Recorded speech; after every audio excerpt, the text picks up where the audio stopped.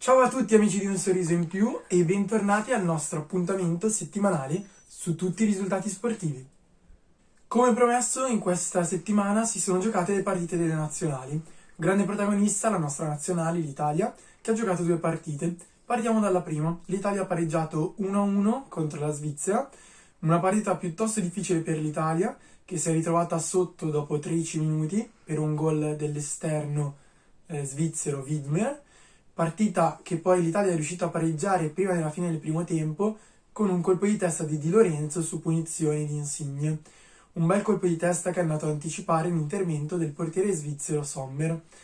La partita è terminata sul risultato di 1-1, ma incredibilmente la squadra con le migliori occasioni è stata la Svizzera.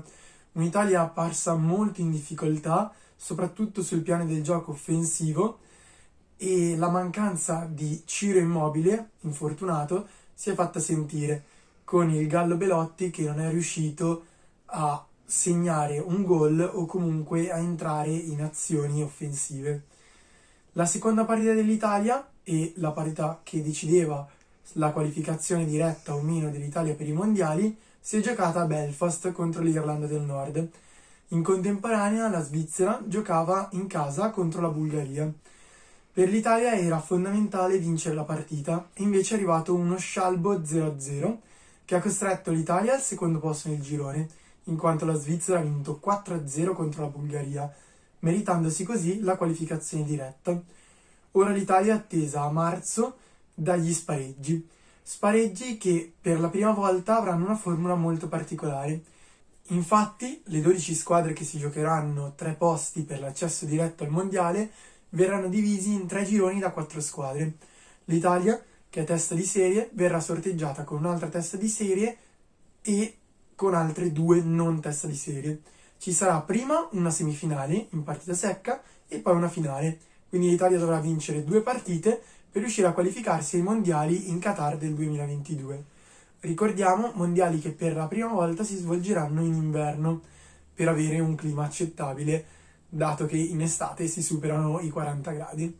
Vi terrò aggiornati sul sapere in che girone finirà l'Italia e su quali potrebbero essere le sue future avversarie. Passiamo ora alla Formula 1. Si è giocato un Gran Premio molto importante in Brasile ad Interlagos, caratterizzato da un sacco di polemiche.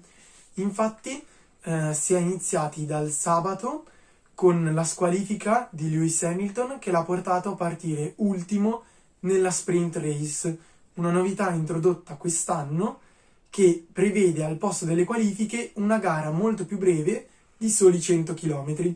L'inglese è partito quindi dalla 20ª posizione e in soli 24 giri ha rimontato fino al 5º posto.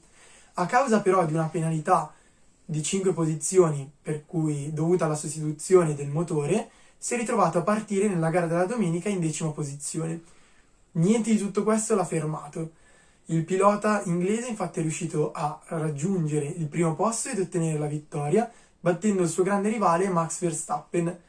Sorpassato negli ultimi 10 giri, è arrivato così al termine del Gran Premio in seconda posizione.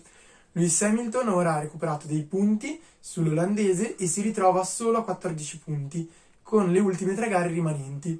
Sarà un finale di mondiale molto emozionante, soprattutto dopo molti anni in cui Lewis Hamilton riusciva a vincere ben prima delle ultime gare. Che vinca il migliore. Per questa settimana è tutto. Ci vediamo settimana prossima con Passione Sportiva di Mattia e vi ricordo che ritorna al campionato di Serie A.